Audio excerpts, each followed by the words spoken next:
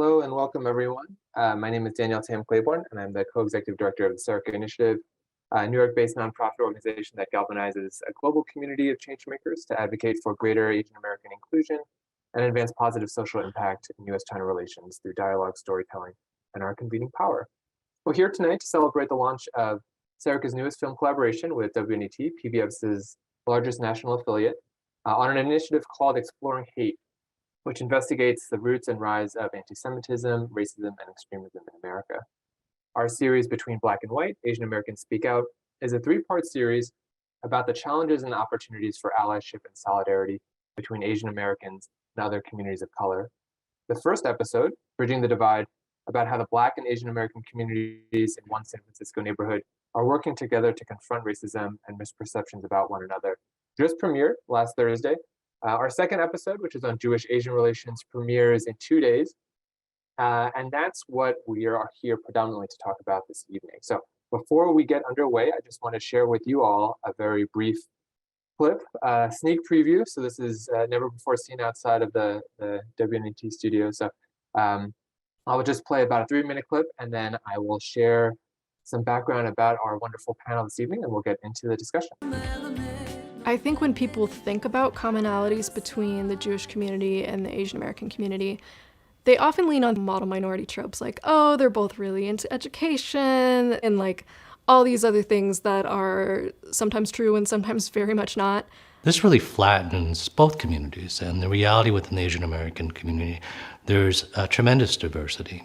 I think calling Jews or Asian Americans the model minority sets us apart from other minorities in kind of a teacher's pet sort of a way. It's not a good thing. It's really part of a political strategy to divide communities, to say, you know, if you are quiet and don't speak out, that's what a good minority does. And when you do speak out, when you are vocal, that's being a bad minority. When I think about the cyclical nature of anti-Semitism and anti-Asian racism, I think the simple answer is just that in both cases we are an easy scapegoat. I think we're living in a time that's really polarized. I think we're living in a time where things are harder and less predictable. And I think in those moments, people look for folks to blame. Because we're perceived to be successful or hardworking, these anti-Semitic tropes of control or conspiracy theories manifest. And I see the same thing happening with Asian American communities, especially as the rivalry between the US and China heats up. This sort of xenophobic tradition that our country has had for over 200 years, we see that really bubbling to the surface against both the Asian and Jewish communities right now. I think both communities are always going to be one national emergency away from being the target of hate in this country. And when I say that, I'm talking about things that happen on the geopolitical level in Asia, things that happen in Israel. If we want fairness and dignity and respect for one community, we have to fight for fairness, dignity, and respect for all communities. The fact that the conversation around race is usually black and white, I think means that people are disregarded, that if they don't fit into one camp or the other, that basically their experiences are considered secondary. In order to achieve the promise of true equality and true equity, we do need different groups to work together in ways that are transformative, that allow us to actually understand our both different and common experiences, to share power and to ultimately work towards common goals. So growing up biracial, there's huge potential there for those of us who understand completely what it means to be a part of multiple traditions, to see how well things can come together and see how well things can harmonize. All right, we'll pause there. And we'll have to wait for Thursday for the thrilling conclusion. But as many of you know, but not all of us may, Asian Americans and Jewish Americans share not only a National Heritage Month, which is this month, by the way, but also longstanding ethnic and cultural discrimination in America due to the two groups' distinction and burden of immigrant success. So you heard some of that reflected in the series itself. Hate crimes in the US are up, with anti-Asian and anti-Semitic attacks really fueling that spike. So really, what are the historical parallels between the Jewish and the Asian American communities, and how can we better forge solidarity against hate? So those are some of the topics we're we're here to talk about this evening. And what better group to talk about them than this distinguished panel that we have for all of you tonight. So I'm really delighted and excited to share a little bit about each of them. I won't read the full bios just in the interest of time, but I'll go ahead and drop this link in the chat, which has a little bit more information on everyone, should you wish to read more. But I'll go ahead and get started with Shira. So Shira Lowenberg is director of AJC, the American Jewish Committee's Asia Pacific Institute. Previously, Shira worked for multilateral and international organizations, including the UN Department of Peacekeeping operations, as well as the UN Development Program. Next, we have Rabbi Miro Rivera, the first Filipino-American woman to be ordained at the Jewish Theological Seminary with a master's in Jewish studies. And she is rabbi in residence for JCC Harlem, as well as the Lunar Collective, which we profiled in that series as well. We can talk a little bit as we go on too. Kathy Schlund-Viles is a professor of English and Asian American Studies at the University of Texas, Austin, and was previously a Board of Trustees Distinguished Professor of English and Asian American Studies at the University of Connecticut. And finally, we have Charity Espiritu, who is the Deputy Director of the Asian American Foundation, leading the anti-hate portfolio and bringing nearly 20 years of experience in philanthropy, social impact, and public service. And also, we're hugely indebted to TAF for being one of the main funders and supporters of this home series. So really grateful to have Charity and grateful to have you all here. So the way this all will work is we'll have a little bit of a discussion for about 30 minutes, and really we want to engage with all of you. So please don't hesitate to send us questions, engage with us, tell us what's on your mind, and we'll be able to open up the floor for Q&A in the second half of the hour. So I want to start with you, Kathy. Something that Rabbi Mates mentioned in that video clip that we all saw is race relations in this country are often viewed through this lens of black and white, with Asian Americans, kind of caught somewhere in the ether, somewhere in between. You authored a book on Asian Americans and Jewish Americans grappling with their model minority status, as well as the contested nature of citizenship. So I'm curious, from your perspective, where do Asian Americans and Jews fit into that binary historically, and has the conversation at all shifted in the time since you published that book? Well, thank you so much. It's such a privilege to be part of this and to be part of a panel filled with absolutely amazing participants and panelists. So thank you so much. So in getting to the wonderful question that you have asked, I want to actually highlight the degree to which, it is understandable in some ways that race and racialization in the United States is understood as black-white when we think about enslaved people and those who are not enslaved, right? But we could actually include indigenous subjects as individuals who also fall in between those two parameters. And I could kind of go on and on about the history of that, but I do want to actually narrow my attention to citizenship, which was actually something that I focused on exclusively in that project and since. And so the original 1790 naturalization law, the law by which individuals who are immigrants can become citizens, actually has as a requirement the assertion that you must be a free white person. So at the time that law is enacted, and it's a constitutional, kind of declaration, many Jewish leaders actually celebrated the fact that there was no religious requirement for citizenship. So this distinguished the United States from other nations, right? So on the one hand, Jewish subjects benefited at that particular moment as free white persons, but then on the other hand, who is left out but indigenous folks, those who are enslaved from Africa, and then African Americans, right? So built into this understanding of citizenship is a racial requirement. And what you see historically as new immigrant groups come into the United States, that notion of what constitutes a free white person, and then after 1870, when the law is amended to include those of African descent, you start seeing within the law and understandings of citizenship a Black or a white subjectivity, if that makes sense, right? And Asian Americans fall between that gap. So I go into that history, and I could do more with that. And I'm sorry, I feel like I'm engaging that history like stereo hookup instructions, but the connection to me between Jewish Americans and Asian Americans is pretty crystal clear when we turn our attention outside the United States to Mein Kampf by Hitler.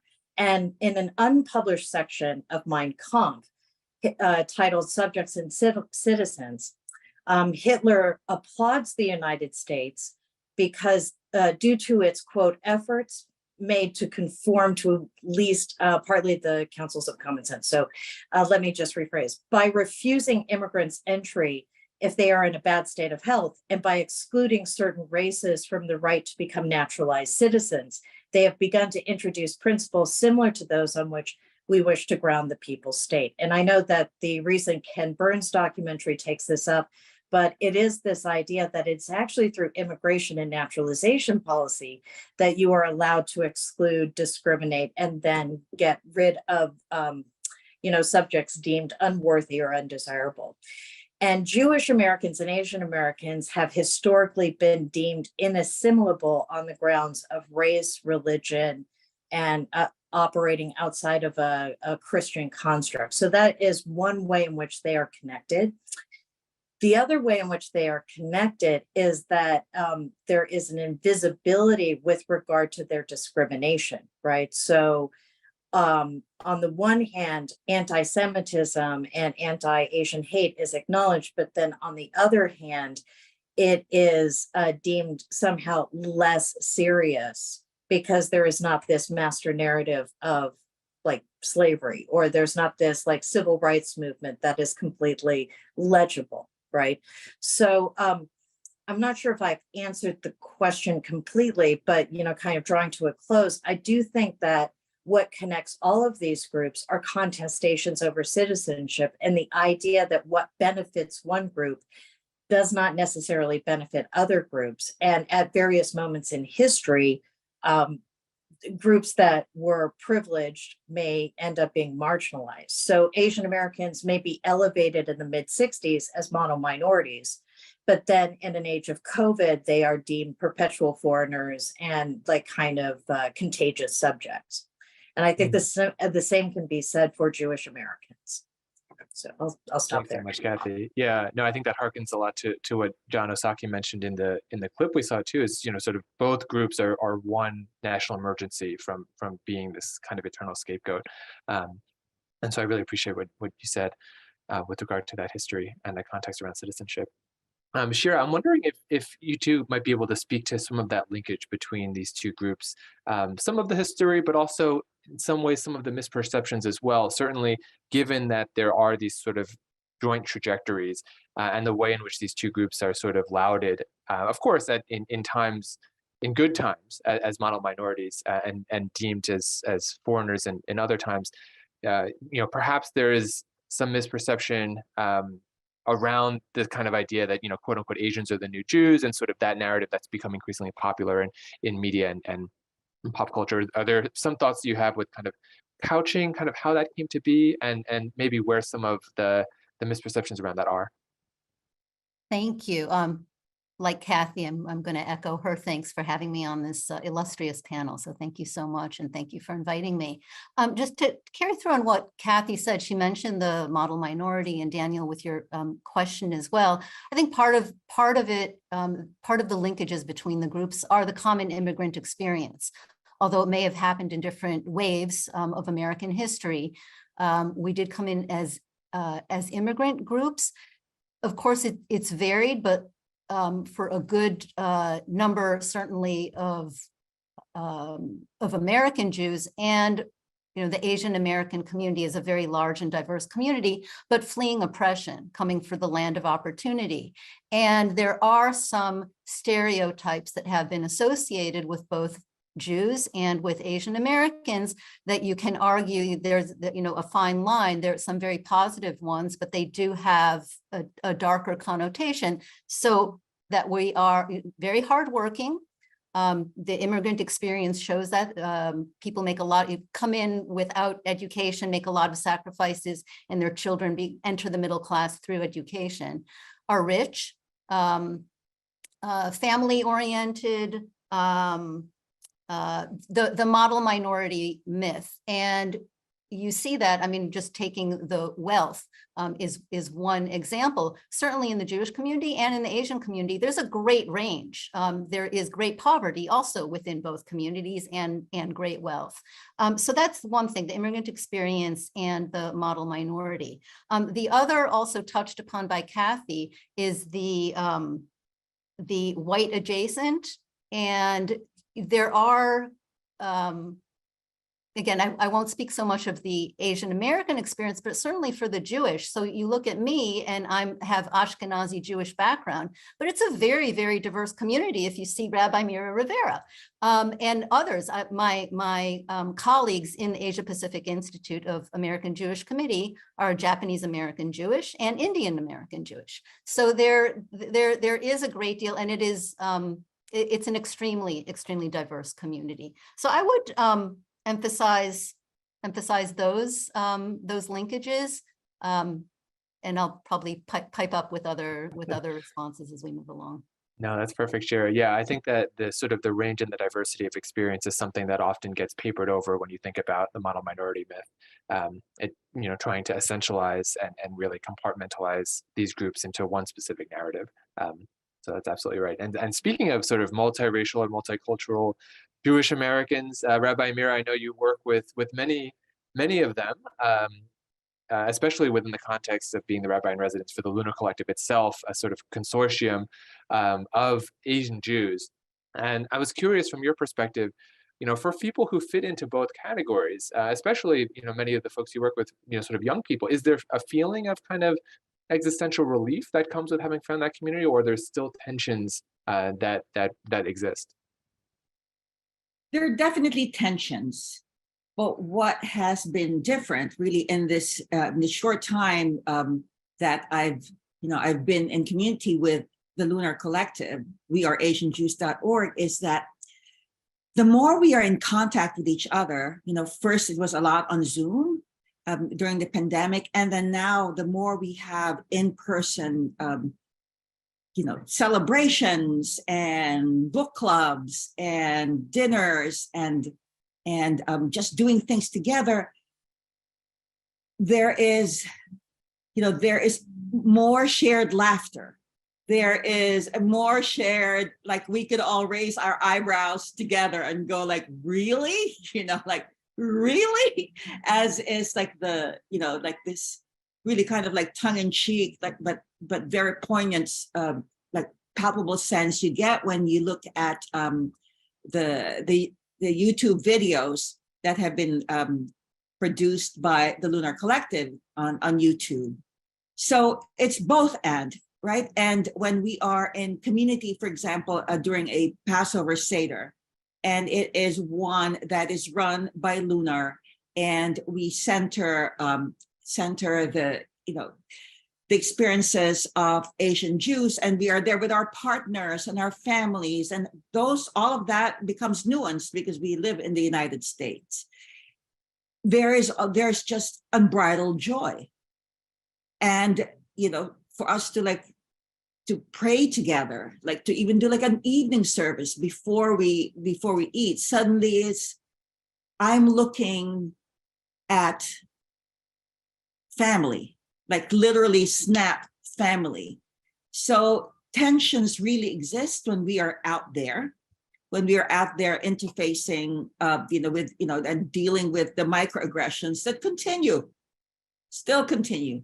But now what we've discovered is, if we can, create community for us, hopefully, we get bolstered. And hopefully when we have to be in those other communities, we always remember like the kitchen, where all our aunties will be around the table, right? Where we can go and find support and joy. I love that, Rabbi Mira. Thank you. Yeah, I think one of the great privileges we had as shooting as part of the series was to film a Passover Seder in LA and which was happening at the same time as one in New York. And so it was really fun to see that dynamic play out, and the kind of the joy and the uplift that was really sort of brought out by the community. And I think one of the really interesting things about Lunar is that they were sort of born out of this moment of extreme pain, this rise of anti-Semitism and anti-Asian hate kind of coming at the exact same moment. But since then have really doubled down on finding joy and celebrating joy as a community. But of course, there are those very real tensions and those issues that continue to plague our communities. And that actually leads me to my next question for you, Charity. Thinking about violence and discrimination against Asian Americans, against Jewish Americans, can you talk a little bit about what's happening on the ground, kind of where you sit at an organizational level, and then what organizations like TAF are doing to sort of combat and address those issues? Yeah, thank you, Daniel, for the question, and thank you for putting together such a great panel. I'm just super humbled and honored to share the space with all of you and to have this important conversation. So thank you so much. So to answer your question, I think the reality is that there is a deep sense of grief in the community, right? There's a deep sense of fear, both real and perceived. And there's profound loss of lives, and a loss of one's sense of safety and belonging, that extends to the larger Asian American community and extends to other communities that are also targets of hate. So when I think about how we at TAF, Asian American Foundation, have been responding to hate, to protect our community, I think about how we've provided support to victims and survivors all across the nation since we were formed in the context of the Atlanta spa shootings in 2021, right? And I think about the beginning of the year, only this year, we haven't stopped. We responded to the Monterey Park mass shooting, the Half Moon Bay mass shooting, the 18-year-old Bloomington, Indiana student who was stabbed multiple times on a bus because the attacker thought that she was Chinese and would be, quote unquote, one less person to blow up our country, right? So I think about all of that and all the way to today, when we're still in the midst of responding to and providing support to victims and survivors of the Allen, Texas mass shooting done by an anti-Asian, anti-Jewish, a lot of things, extremist. And I think about the little boy who survived that shooting, 6-year-old William Cho, whose mom and dad and little brother didn't make it alive. And there is a long process of recovery and healing that needs to happen, especially for William and his family, but also for the larger community that has ever heard or touched or engaged with the stories that we heard from the ground. So the reality also is that, combating hate requires a tremendous amount of partnership and collaboration within the Asian American community and with other communities that, right, unfortunately, we have the commonality of being impacted by hate-fueled acts.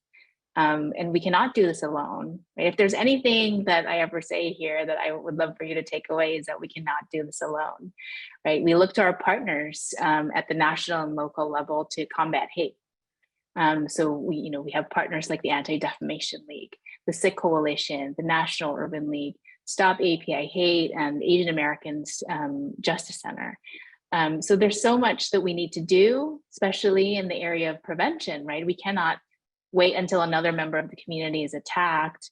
We can make a huge difference when we provide resources to locally based organizations to strengthen community resilience. Right, and that is the key for us, is to strengthen community resilience. So I will plus one Rabbi Mira in saying that, so the reality really is both and, right? It's both horrific and also full of possibility to drive meaningful change. Thank you so much, Charity. Yeah, and I really echo that sentiment too. I think that that sense of being of kind of working within both communities, and I think the ADL certainly has that history of working amongst the Jewish community, but of course is brought into, include people of all backgrounds.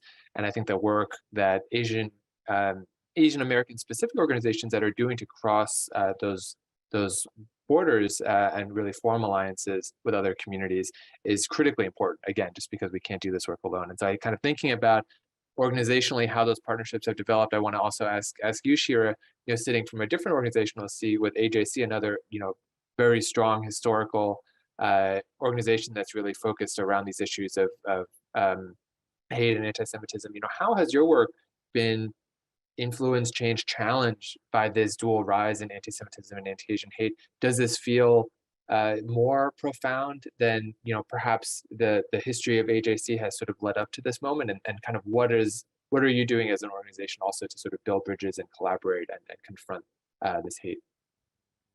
Big question. So American Jewish Committee was founded in 1906. So since that time, of course, there have been different rises and falls in the levels of anti-Semitism. And I can speak to what has been more recent, and there definitely has been more of a focus of our work. But since 1906, we have worked with other community organizations, both ethnic communities and religious communities. So it's not just the AAPI community, but also Latino community, Black, religious minorities. So we have a Muslim Jewish relations team. So there has been a lot. I will say that over the last couple of years, with this spike, or at least spike of reported anti-Asian hate and the spike in anti-Semitism, we have unfortunately found greater, reason to work much more closely together on anti-hate initiatives. And I could share with you a very, very pages long list of only the last 3 years of what our 24 regional offices across the United States have been doing just with the Asian American community. So, to, I think, repeat what Charity highlighted, allyship is really, really important. When a community is feeling under threat, of course, it's great for people within the community to speak out about it, but it's even more powerful when others speak to it. It legitimizes it, and it also, people trust people who are like them or who they know. So if someone from your own community is testifying that this is actually happening, this is a threat not only to them, but to the well-being of all of us, that's a very powerful thing.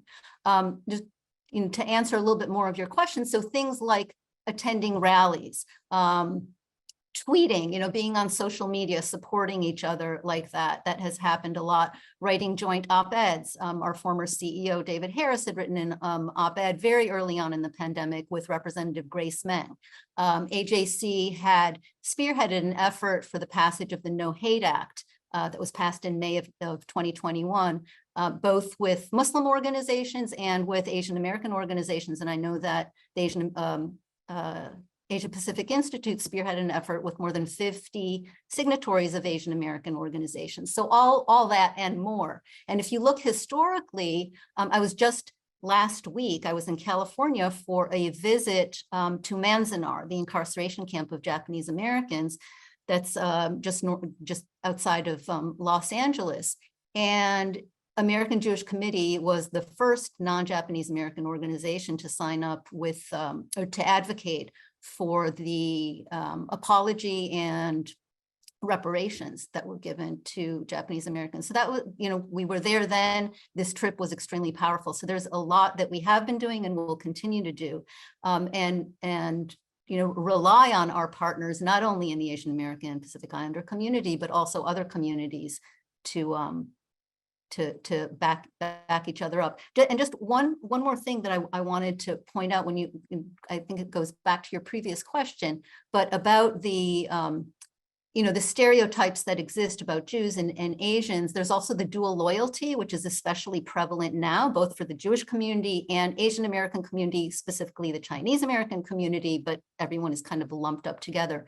So that's another thing that I wanted to mention, because there are a great many similarities in issues that we are together combating.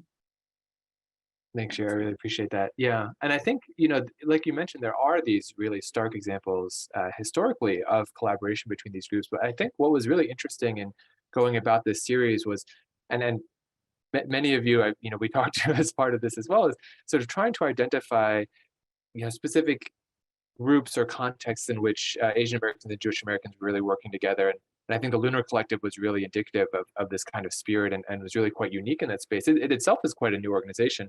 And I don't think it's because these two groups haven't collaborated in the past, but I think maybe there's just a framing of it and the way we're taught our histories, maybe where it's not emphasized as much. I think oftentimes we hear a lot about the civil rights struggle and the place that Asian Americans played in that, whether it's Grace Lee Boggs and her husband, or of course, very iconically, the picture of Yuri Kochiyama sitting next to the prone body of Malcolm X. I think oftentimes we see those race relations a little bit clearer when we look back, but less so perhaps on the Asian Jewish perspective. And so I'm curious from any of you who's really interested in discussing, but I'll pick on Kathy first.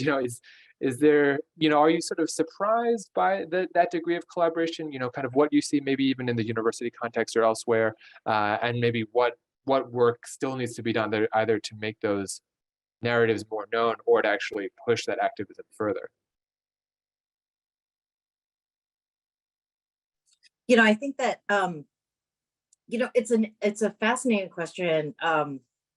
And one of the things that really struck me was that even though the comparison between Asian Americans and Jewish Americans is made by way of model minoritization, when you kind of dig down into it, there's not much more said, right? Like, so, when I was looking at some of the connective histories and connective political experiences between these two groups, what I came to time and again was that there was obviously this connection, but largely it fell into the realm of stereotype and very rarely into a space of action, right? So, and I think that part of the reason for that, seeming segregation between the two groups is very much intentional by way of, again, immigration law, exclusion, and the ways in which we comprehend difference in the United States, right? So I so appreciate you mentioning Yuri Kochiyama, because in some ways, when I ask my students, everybody knows Martin Luther King, people know Malcolm X, but nobody knows who Yuri Kochiyama is, even though she has such an intimate kind of connection in that photograph to Black liberation and the civil rights movement. But with all of that said, I think that this is the time to think about solidarity as much more than, organizing around one issue. And that's what I really appreciate about not only the panel, but the series that has been produced. And the reason why I raised that, and I didn't get to the last part of the question that you had posed, but one difference that I see now, as opposed to when I published that book back in the day in 2010, is that I really was stuck in this space of the war on terror. Many of my perspectives were, kind of built on what happened after 9/11 by way of targeting South Asian American subjects and also the rise of anti-Semitism. But what has been so alarming is that in an era of Trump and post-Trump, what was previously deemed beyond the pale has now become acceptable, right? So it is now acceptable to articulate white supremacist positions without much pushback. And I think that in terms of solidarity and one of the challenges, I think we can no longer just identify these very racialized, kind of moments to protest against. Because what I see is that in many ways, people who are victimized are then blamed for their own victimization by way of white aggrievement, right? So that didn't really happen. That's not about racism. And so I think that the challenge is to really think imaginatively about what is happening. And one suggestion I have is the issue of gun violence, and to kind of think about what is so often stressed in terms of mental health. But given the predominance of white supremacist thinking, anti-Semitic thinking, and Asian anti-Black thinking that goes into these shootings, I'm wondering why we don't actually seize that mental health angle and say, well, obviously the mental health issue is an investment in white supremacy, right? That, I'm just trying to think creatively because it's so difficult. And I am so impressed by the efforts of my colleagues who are actually doing organizational, institutional, and kind of nonprofit work, because the tools through which we used to organize are now being taken away when you can't even teach these histories, these difficult histories that brought this current circumstance into being. So I'll just end there. That's absolutely right, Kathy. Yeah, I wondering, Rabbi Mira or Charity, if you want to jump onto anything Kathy mentioned too, or even kind of just thinking even more broadly, this idea that there is this great adversarial relationship, I think, amongst peoples and experiences that one doesn't understand, which I think has led to some of these increased tensions, and of course the rise of gun violence and more. What are some ways that we as individuals and we as communities can sort of address these misperceptions and create better understandings, whether that's educating our communities, educating neighboring communities about our histories and about our backgrounds.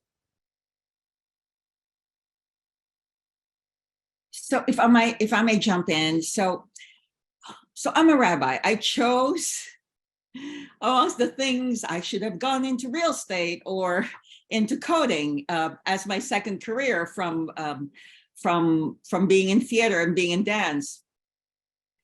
But this has always been my inclination, right? So I chose to work with text. I chose to work with ritual, with the way the Jewish community provides us with a framework for living. So I chose that. And I did choose to marry, my husband, who is of European descent, Jewish European descent by way of Germany and Poland. And so for many years, one would think, and even my colleagues would say, why aren't Jewish communities, right? Even on the page of actualizing, say, the sentiments of Martin Luther King Day, for example, we would always say, but I've been told, for example, oh, Asian Jews, like, you're not part of the picture. This is for Blacks and whites, all of that, right? So me waiting for Jewish institutions and beloved synagogues and prayer communities to see us, that was like waiting for the raven to turn white, as my grandma would say, right? Or she would say, "I'll write that in water," right? It's never going to happen. And from pleading, and I have colleagues who plead, who work with organizations.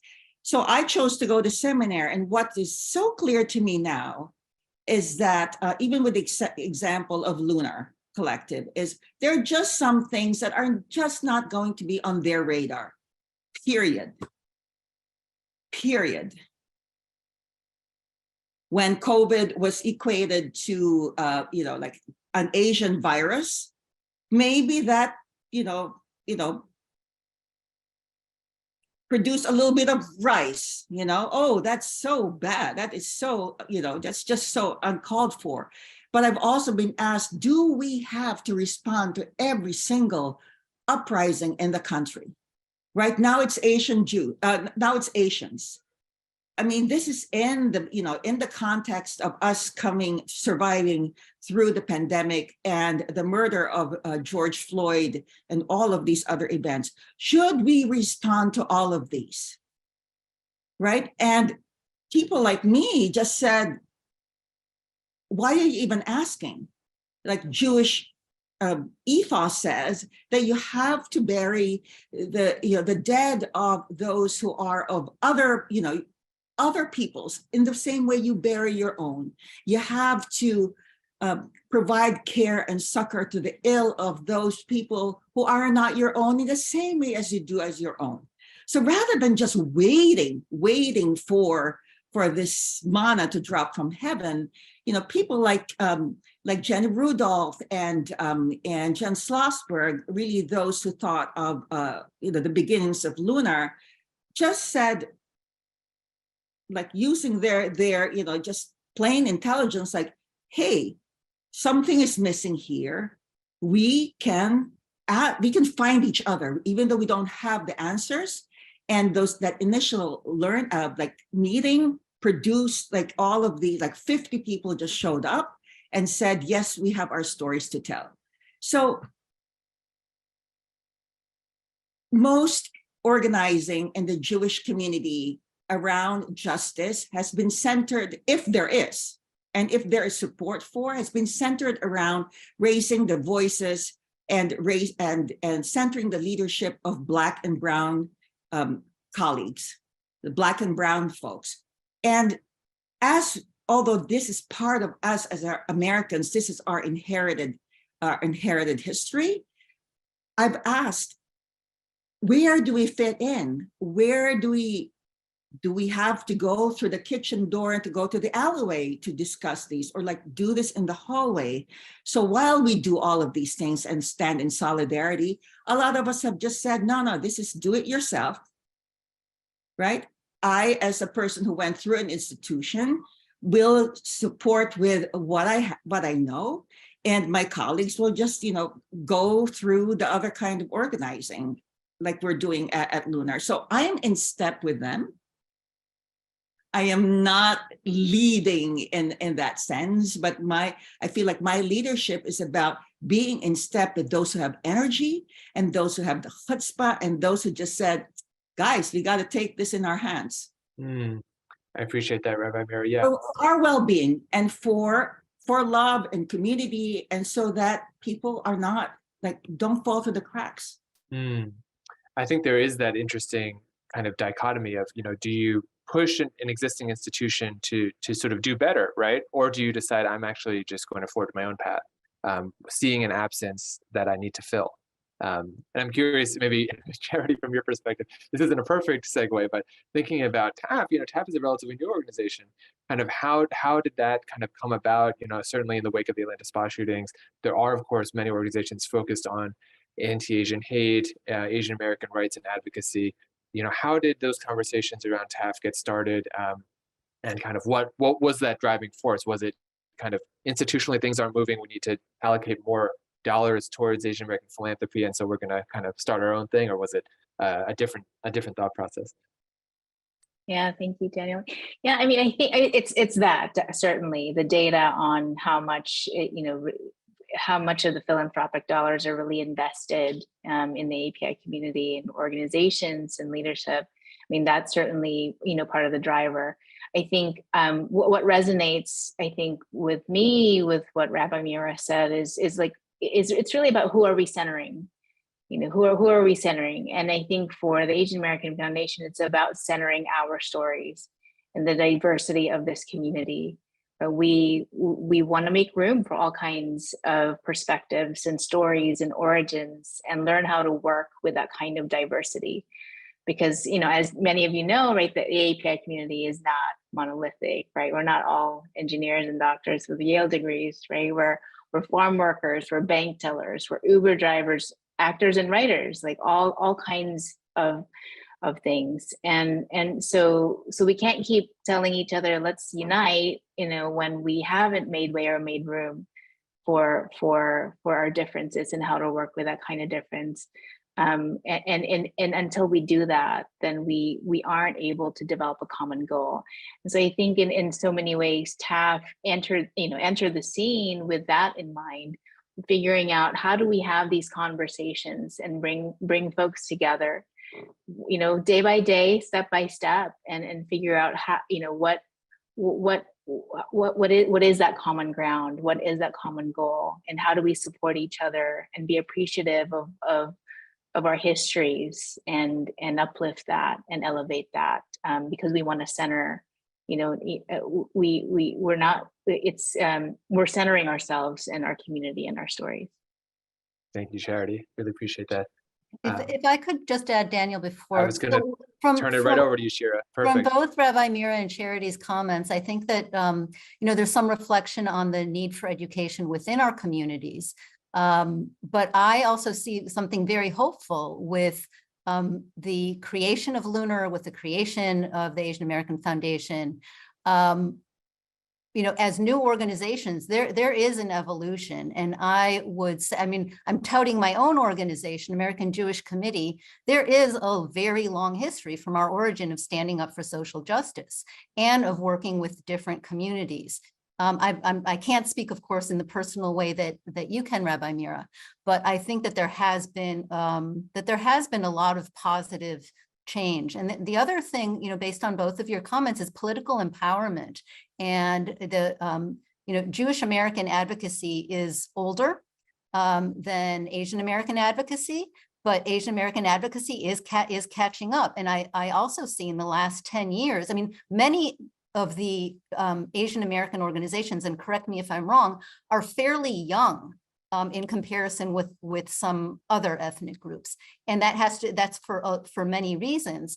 But I think that political empowerment is a key to a lot of change. And Asian American organizations of the various groups that make up the community are gathering strength in that way. And that's really encouraging. I've been thinking a lot as you were speaking, Shira, about sort of these touchstone moments in Asian American history, whether it's civil rights and kind of the founding of Asian American even as terminology, right? And sort of that kind of collective ethos really coming into consciousness, to Vincent Chin, obviously in the 80s, all the way through LA Uprising. Are we at a kind of groundswell moment here as we're thinking about Asian American kind of empowerment, agency, advocacy, as well as an opportunity to really work with other communities?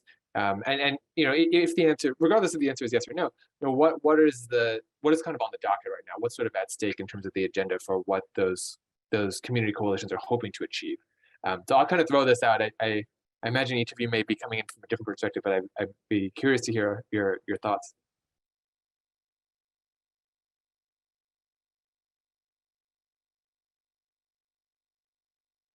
And I'll make one more pitch for the audience members to submit your questions while we've got a little bit of time left. Or else, happy to go on all day. Well, I'll start. I think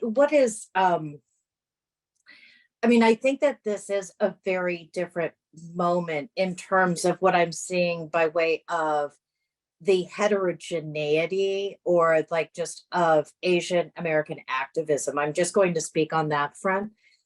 Because in the past, it has largely been about various ethnic groups, right? So as a Cambodian American, do I really have the ability or the capacity to engage solidarity with somebody who is Chinese American? These are kind of very different histories, cultural positions, etc. But what I am seeing right now that is actually more hopeful than what my last set of comments might suggest is that it is not reliant on an older generation model. And in fact, it is really younger activists who are leading the charge. And they are doing so in a way that is much more effective. It's much more diverse in terms of messaging. I feel that we are at this very unique moment. We are also, and I'm just speaking for Asian Americans at this point, we also need to contend with the white supremacist thinking in our own backyards. And that is something that I think we need to really address, right? So there is one way to be supportive of Black Lives Matter, but we can't engage strategic amnesia with regard to the fact that 2 of the officers were Asian American, right? Or that an Asian American was, if you look at January 6th, there are a number of Asian Americans involved in that particular insurrection. So I think that moving forward, we need to actually, kind of be real about why our communities are invested in white supremacy, while at the same time acknowledging the need to engage multivalent solidarities and understand that, you know, when we do try to engage, our privileged position as model minorities may initially be something that is off-putting to other groups. I think that and that's what makes the organizing so difficult. And that's why I'm so inspired by the other people on this panel, because you're able to think beyond those limitations. I appreciate that, Kathy. I know we talked yesterday about the kind of risks involved with that kind of proximity to whiteness, and that kind of alliance may cause just apprehension, exactly as you said, from other communities looking in. Any other thoughts in terms of kind of where the movement is right now, and kind of what are the key issues that are on folks' mind? I'm sort of tempted to sort of blow things up at the 8-minute mark, talking about affirmative action, which I think, you know, could be a whole other discussion. But I'm just curious kind of where we see some of the really hot button issues around Jewish Asian solidarity coming to the fore.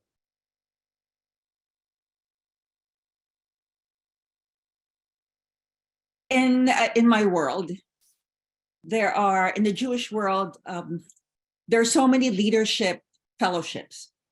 I used to always wonder, like from the time you're in high school or even in grade school, there are so many kind of leadership trainings. And I used to always wonder, if everybody's becoming a leader, who's a follower? Right. And I just, you know, more and more, I just think, yes, like that it should help us develop this sense of responsibility for the collective, for real, right? That everyone is responsible for each other.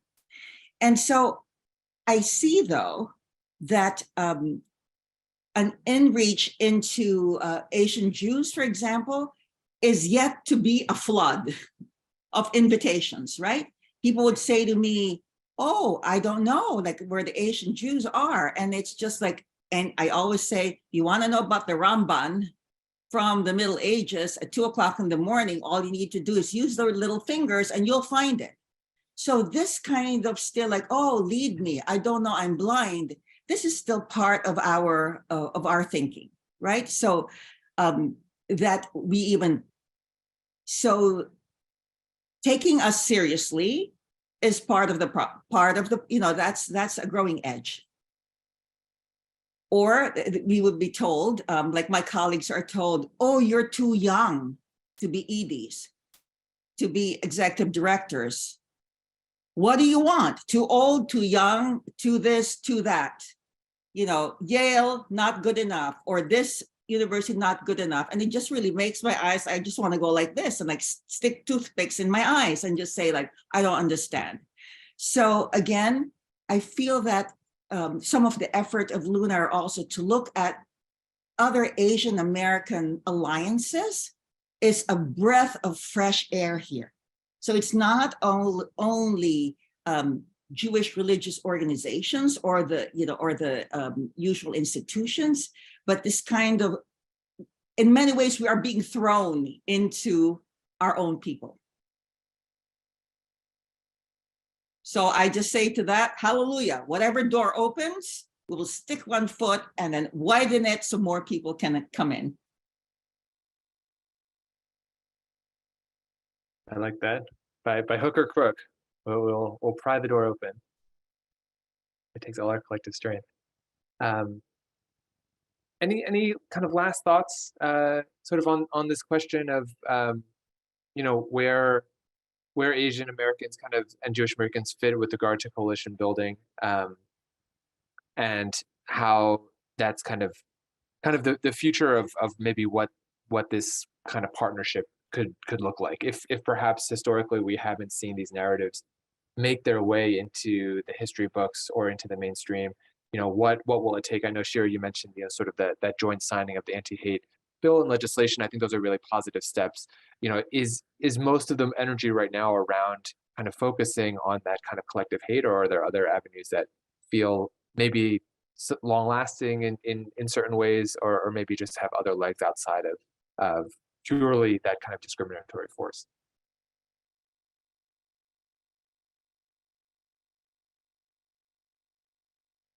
I could jump in. I think, you know, we focused a lot on the anti-Asian hate and or anti-Semitism and coalition building, but I think the coalition building is wider. There are other minority groups. I think that one of the dangers with the white adjacency and also the model minority that both Asian American Pacific Islander communities and Jewish communities fit into is a way of then dividing us away from other minority groups. And that's very dangerous. And needs to be combated. So I wanted to say that. I think that there is a lot to also celebrate with the communities. I think that there is a need for education within our communities to know our histories and to appreciate them, to appreciate the contributions that our communities have made to the United States, to the American, to the rich culture that we have. And there is a great deal of ignorance within the Jewish American community, and I cannot speak for other communities, but I'm suspecting that there is also some need for education there as well. Within the American Jewish Committee, I mentioned that we have 24 regional offices across the United States. I know that one of my colleagues, who is the director in Philadelphia, created an organization with others. The acronym is PAPAJA, which is the Pennsylvania, I have to look in my notes exactly what it stands for, which I can't find. Not to be confused with Papa John's. This is important. No. But it's an Asian. It's the Pennsylvania, Asia Pacific Jewish something other. But it's a statewide coalition that's working on issues of commonality at a statewide level, at a government level.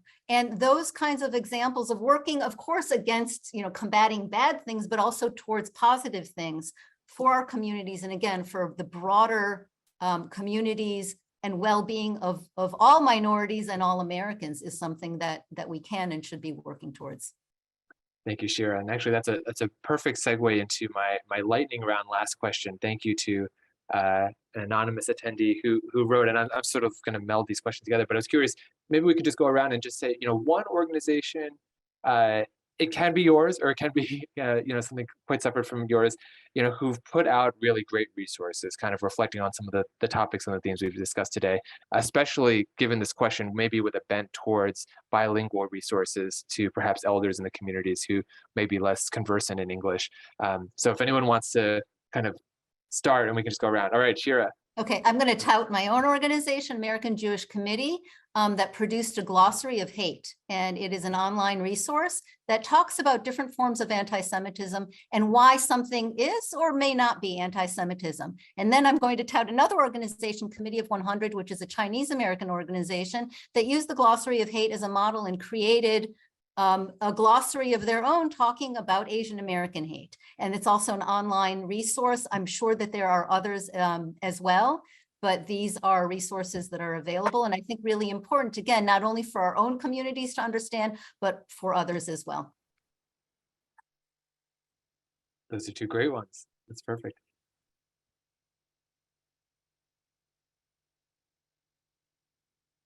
In my work, sorry.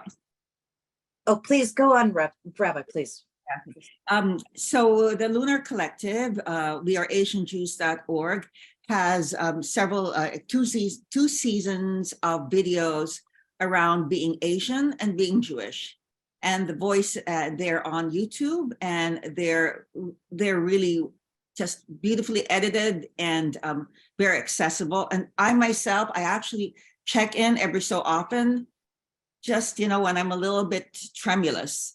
And we've also produced two Haggadahs. So a Haggadah is a guide for a Passover Seder. And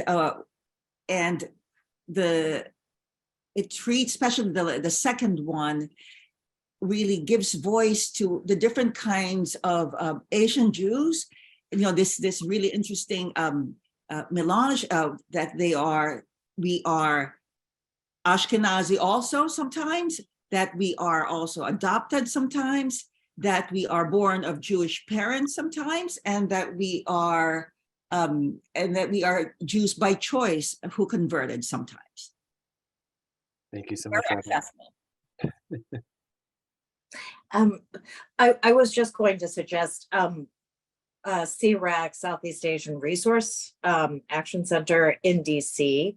And what I appreciate is that they actually have a leadership advocacy training during the summer. And, not only do they have numerous resources by way of census data, but I also think that the coalitions that they are building are just would resonate with numerous institutions that have been mentioned thus far. Thank you, Kathy. And last but not least. Yeah. Thank you. Yeah, so I know we're out of time. I'll mention, the Asian American Foundation. Our website has great resources. We have so many partners. If I were to pick one, because I'm in California, we've partnered with the Asian Health Services in Oakland. They have an API Action Center or a community healing unit to address some of the to provide resources for victims and survivors and their families and community. In the Midwest, we have a partner, and there's an API Action Center in Chicago with the Chinese American Service League, who's been our partner since last year. Has done amazing work providing in-language resources for those who are impacted by incidents and crimes. And also a major partner in Southern California who, really led the response for Monterey Park, Asian Americans Advancing Justice, Southern California, and the AAPI Equity Alliance. So those are some of the few, but we have like 40 plus partners, and please go to our website and check them out. They're doing tremendous work in this area. Well, thank you so much, Charity. And I just want to take a moment to thank you all so much for being with us here, this incredible panel. I've had a really wonderful time learning from all of you in this discussion. I hope you all in the audience have as well. So please accept my great gratitude with our silent round of applause given our Zoom environment. I'm just going to make one final plug that the series Between Black and White Asian Americans Speak Out, the first episode is streaming live at the website in the chat. And the second episode, which is around Jewish Asian solidarity in the face of hate, is going to be coming out this Thursday. So please stay tuned for that at that same URL. Thank you all so very much for being here this evening, and really looking forward to having a chance to delve into these issues more.